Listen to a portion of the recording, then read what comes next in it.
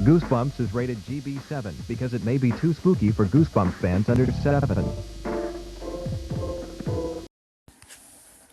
Well, folks, Squib Jib came back after a long while. Thank goodness this is not a fake out like previously.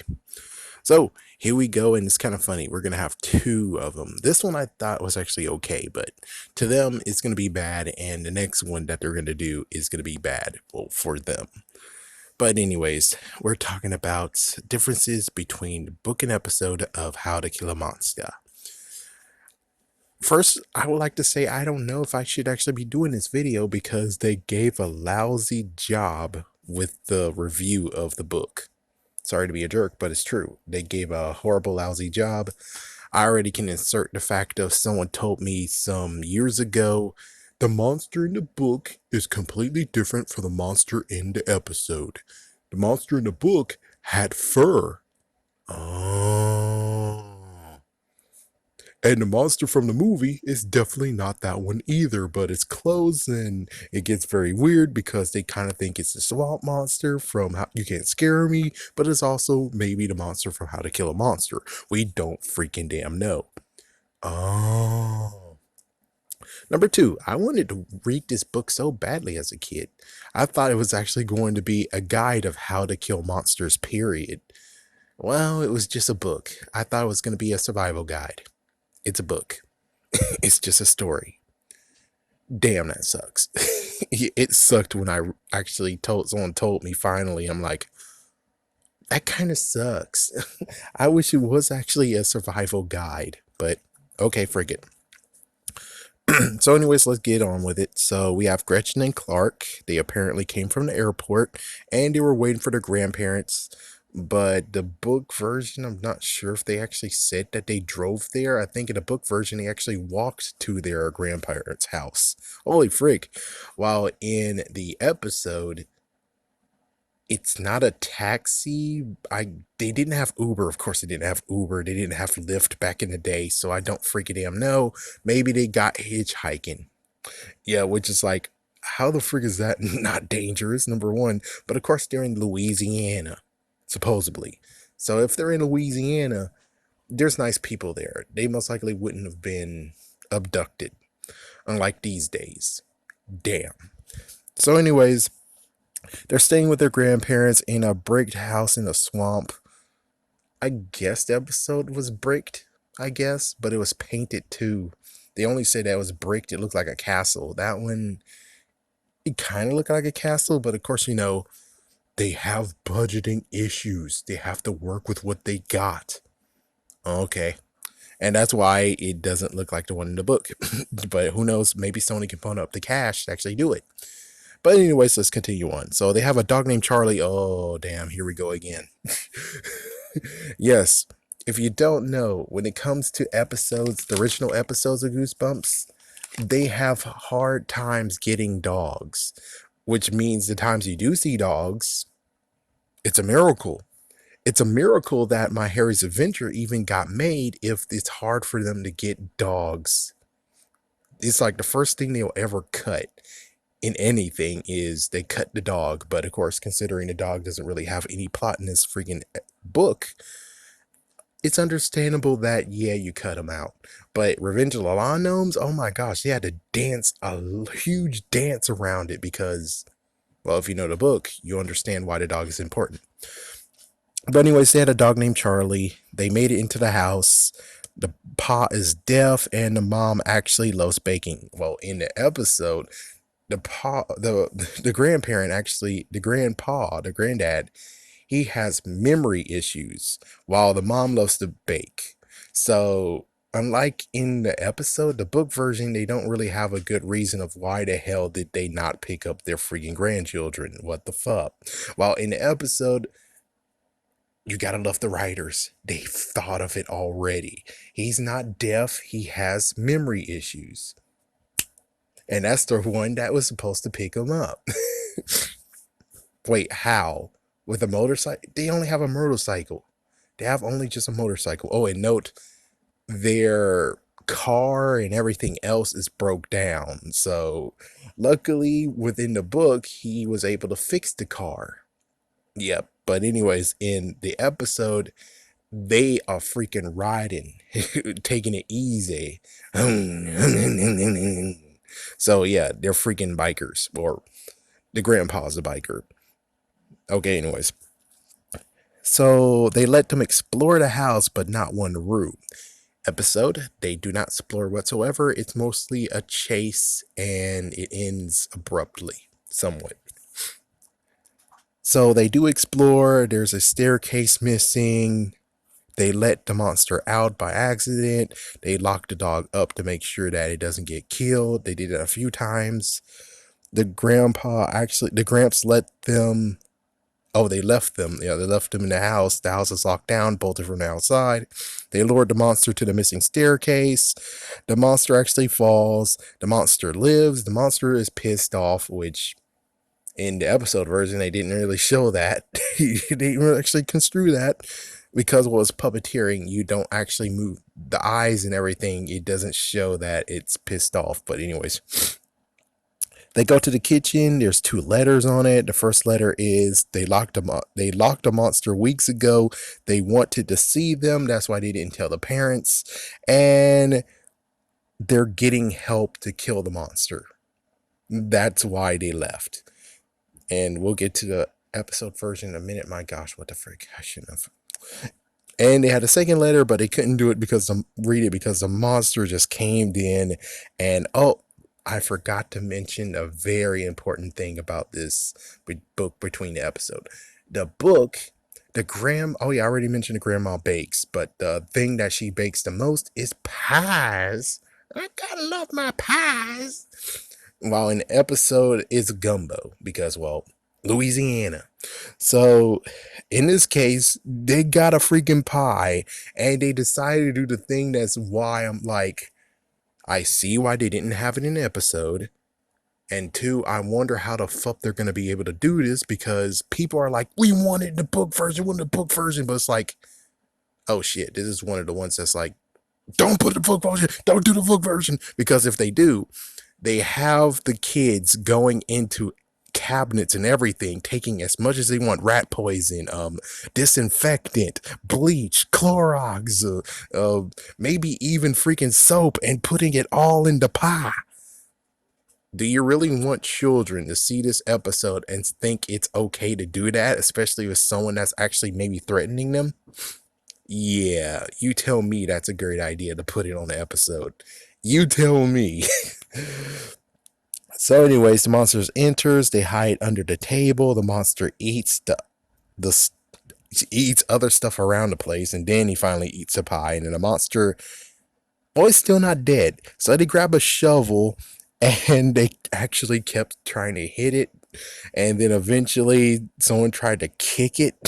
The monster grabs and then licks the girl. It licks the girl. It licks Gretchen. And then all of a sudden the monster can freaking damn speak. What the frick? And the monster actually says, oh my gosh, are you human? Oh god, I'm allergic to human. And it's dead. It's like, is human? I'm allergic to human. Anyways, the kids actually get out of the house and they finally read the second note. If you kill the monster, don't leave the house. It has family members. It has family. It brothers and sisters. Now, before I actually get to the part of being like, that shouldn't be a problem, let's go with the episode version. So, dropped off by random strangers. This episode contains lots of smack talk about, oh, my mom shouldn't have married your dad and all that stuff, which is pretty funny. It's pretty good. So anyways, the grandma actually has a gumbo stand. No pies. They made it in. The grandpa's a hunter. While in the other one, they're like, we just found a monster and captured it. Meanwhile, the grandpa in this one is like, he's a hunter, so he bagged himself a trophy. Makes sense.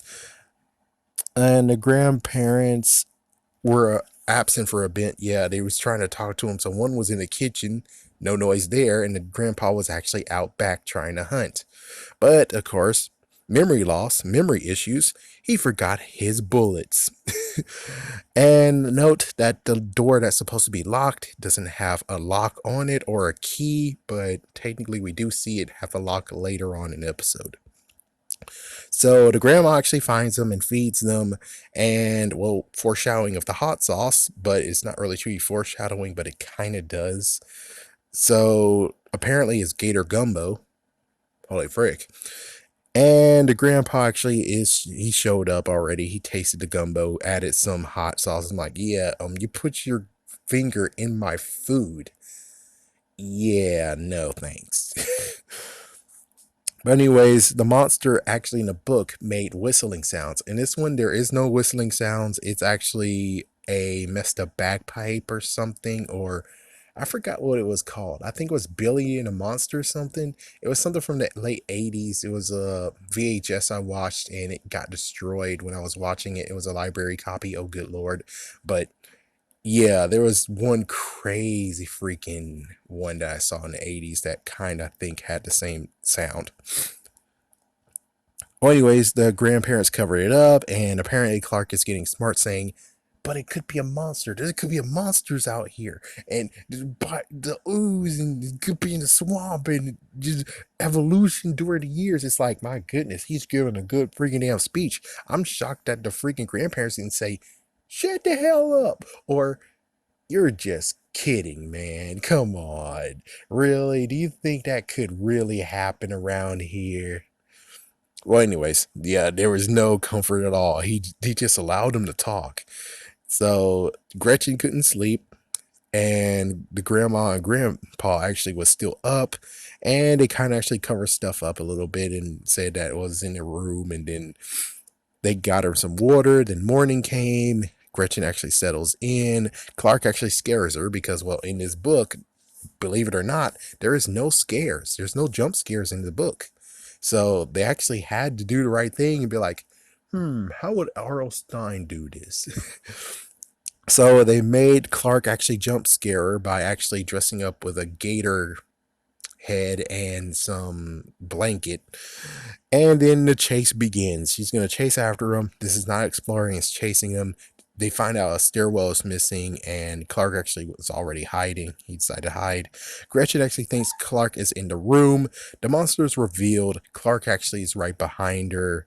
When she walks out of the room, Clark goes in the room. There's a little scare, but he is a fake, like R.L. Stein. The monster actually is gone. The grandparents are they're gone too. They went out. They're going. They're on their motorcycle leaving. The monster actually is up to greet them. Gretchen runs, and Clark is still behind. And she eventually grabs Clark, and they both run for it. She closes the door and locks it, but the monster found another way out. Surprise! Oh yeah! So they run for it, and just like in the book, but you know what? I didn't mention it, but in the book, they actually scheme how to kill the monster.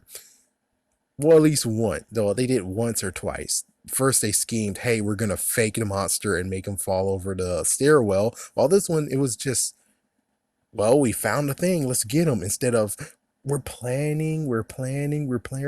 executing. Well, anyways, the monster actually followed them and went down. He fell down to its somewhat doom. They go downstairs and the doors are locked. They go to the kitchen, doors are locked. They found one letter, not two, one letter. Smart move. Yeah, it's like one could have read one of them and the other one could have read the other letter. Easy. This one is just one letter. So one letter, they went to town to go on an errand. They still believe that the monster is dead. So yeah, not going to get someone to kill it. They believe it's still dead. Excuse me. So Gretchen actually figures out the monster was a trophy of their granddad's because the granddad went out, bang, killed it, brought it in, most likely was going to stuff it or cut off his head or something because, well, lo and behold, he wants to have a trophy. Look at the freaking room everywhere. All the gators and stuff he killed, he has trophies of them. So he's going to make it a trophy. Still a better explanation than what happened in this stupid book. Aren't the TV writers great? I believe so. And Squid Jib is about to eat their words too because they kind of said it was a little bit good. They said they couldn't save the book, but they still admitted that the writers did some decent work here. I'm not going to let them forget that. So, anyways, yeah, the monster wasn't dead. The monster's still alive. They're holding the door because the monster wants to come in. They figure out there's lots of stuff, get lots of stuff in the gumbo. No substances, of course. Thumbs up because kids are watching. If they're reading a book, they might not enact it, but they see on television, oh crap, they're going to enact that shit. So it's like, that's why they changed it. And I wonder if the TV show, if you're going to go strictly by the book, it's a good idea to do that shit, which is not a great idea, considering we're talking about the kids that have grown up for people being stupid enough to try hand sanitizer, Tide Pods, and some idiot jerkbag saying bleach is a good idea to try to cure coronavirus. Oh crap, I said it. Dun, dun, dun. Man, screw you, YouTube. Like you're gonna friggin' do any crap. Yeah, this is gonna get what, 20 views and that's it? Frick it. So, anyways, they're hiding in the cupboard. The monster enters. It eats the gumbo. The gumbo is so hot that you think it's dead, but it just fainted. So they check to see if he's alive. They go to the cellar. Apparently, they have a coal chute. The siblings bicker. The monster actually is alive and is coming down there. Clark sacrificed himself. He decides to say, Gretchen, you go up there. I'll be fine. And it's like, no, no, no. She tries to reach for him. And Clark actually does the craziest thing, which I forgot which person did it. I know someone did it once. He actually take his fist and punch the freaking the inside mouth of the monster. And the monster then decides to freaking choke like crazy and dies. And it explodes on them. So they get out, they reconcile, they find out the letter has a back to it. And apparently is that they mention a monster is there and they don't want them to interfere with the monster because well, it's dead. They thought it was dead, and they didn't want to scare them. Not the parents. They didn't want to scare the kids, and they told them don't disturb it, and also the fact of don't go outside because there's more of them, especially if it's nighttime. So that's how it ends. Now let's get to the interesting part. I'm not gonna go with Paparina. I might when it comes to his time to recap on this too. But it's interesting. Book version, they're fine. They don't have ooze covering them. That means that they're able to easily be like, we're human. Oh God. Yes, the monsters run for their lives because they're human. It's like they know they can talk, so they can actually negotiate to them. Meanwhile, the episode version, it never talks. And they're covered with slime, which means that sadly, if they're covered in freaking slime, they might be kind of sort of safe from being allergic to them. Uh-oh. Uh-oh. So that's the real messed up part here is the uh-oh. They could get killed at this point because they're covered in slime. Uh-oh. But I don't know what could happen. I guess they could easily just flick it off themselves, just scoop it off and everything and try their best to get their skin, decent enough to where it's exposed that if they try to do anything, well, they're screwed. But it seems to me in both cases, depending on how the slime affects them, or basically the blood affects them, they could easily kill all the monsters in there because they know the weakness. They know that they're allergic to to humans. So that means that the monsters are freaking damn screwed. And of course, it's kind of funny being like, well, how come the grandparents never learned about that? Because they didn't get close enough to the monster for anything to happen like that. So it's kind of funny how it already solves itself of how come they didn't know that it has this weakness. But anyways, there you go, folks. I'm going to go because I might have some issues going on of where I get a loud noise and I have to cut this off or anything. But anyways, have a scary day. Have a scary night, folks.